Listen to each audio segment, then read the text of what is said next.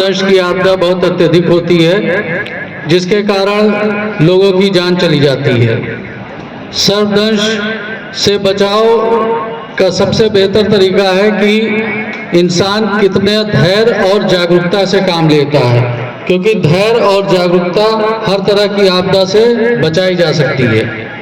तो हम सबसे पहले जानेंगे कि सर्पदंश जो है कब किस समय सबसे अधिक होता है। सर्पदंश का मुख्यतः जो है वो मानसून के मौसम में होता है, और उसका होने का कारण ये होता है कि जो मानसून की वजह से जो बारिश होती है तो गड्ढे जो है वो भर जाते हैं, जिसकी वजह से सांप बाहर निकल आते हैं, और सांप के बाहर निकलने की वजह से सांप लोगों को काट लेते हैं और सर्पदंश हो जाता है, जिससे मौत हो जाती है।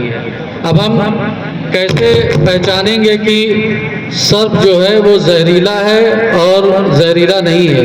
क्योंकि हमारे भारत देश में 15% सांप जो है वो जहरीले होते हैं, बाकी 85% सांप जहरीले नहीं होते हैं। ठीक है, 15% सांप जो जहरीले होते हैं उनके काटने से ही लोगों की मौत अत्यधिक होती है। वो अत्यधिक मौत होने का मुख्य कारण होता है कि जागरूकता ना होना, जानकारी ना होना, धैर्य का ना रखना। सबसे पहले हम जानेंगे कि जहरीले सांप का जो कांटे का निशान है वो कैसे हम पहचानेंगे कि ये जहरीले सांप ने काटा है। तो जहरीला सांप जो काटता है तो उसके 2 निशान होते हैं, 2 निशान, और उसकी गहराई लगभग 2 से 4 मिलीमीटर तक की होती है। और यदि उसने कई जगह पे काटा है तो 2-2 करके निशान कई जगह होंगे, और जहरीला सांप नहीं है तो उसके कांटे का 1 निशान होगा, उसने कई जगह काटा है तो कई निशान अलग अलग दूरी पर होंगे। अब हमको जानना है कि सर्पदंश यदि किसी को होता है तो उसका लक्षण क्या है।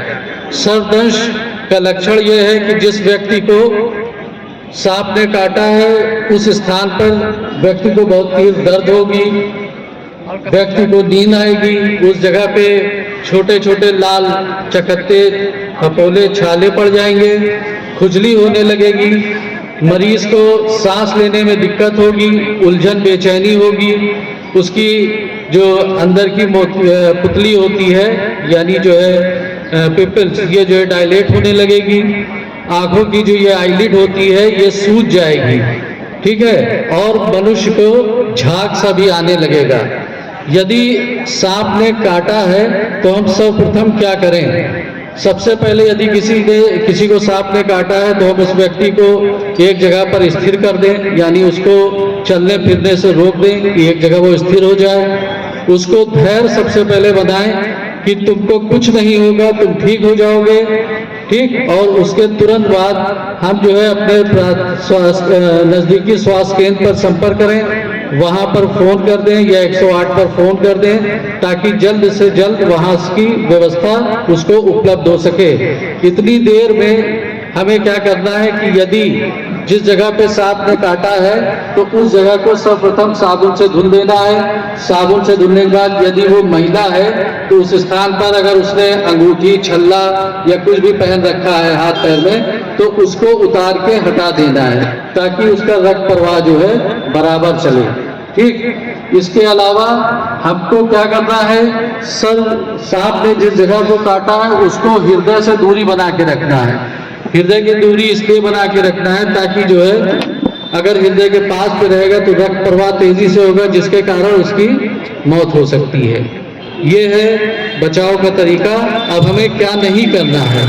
सबसे बचने के लिए हमको ये करना है कि हमको उस जगह पे काटना, चूसना, यानी कि किसी तरह का छीना नहीं लगाना है। लोग अक्सर क्या करते हैं, कहीं सांप ने काटा तो उस जगह को चूस के उसको थूकते हैं, तो उससे क्या होता है कि जिसको सांप ने काटा है वो तो उसमें जहर से संपर्क में आ ही गया है, और जिसने चूसा वो भी उससे संपर्क में आ गया। किसी भी तरह की जड़ी बूटी का लेप नहीं करना है। तांत्रिक या किसी नौसिखिया वैद्य के चक्कर में नहीं पड़ना है। जल्द से जल्द जो है उसको अपने नजदीकी स्वास्थ्य केंद्र पर पहुंचाना है। यदि जिस जगह पे सांप ने काटा है हम कैसे बच सकते हैं? जहाँ पे सांप ने काटा है उस जगह को हमने पहले ही बताया कि उसको स्थिर रखना है जिससे उसके हृदय तक प्रवाह ना हो सके खून का बराबर और वो बचाया जा सके। दूसरी चीज कि हमको बचना कैसे है, जिस जगह पे हम लेटें तो कोशिश करें कि मच्छरदानी का प्रयोग करें। यदि रात में हम निकलते हैं तो डंडे और टार्च का प्रयोग करें, ताकि अगर आसपास सांप है तो उसकी आहट से टार्च की रोशनी से आप उसको देख सकें, आप उससे बच सकें। अगर आपने पशुपालन कर रखा है, यानी मुर्गी या बकरी इस तरह का कोई जानवर आपने अपने यहाँ पाल रखा है, तो उसको जालियों से घेर देना है। आप जिस जगह पे लेटे मच्छरदानी का प्रयोग करना है। इसी के साथ मैं अपनी वाणी को समाप्त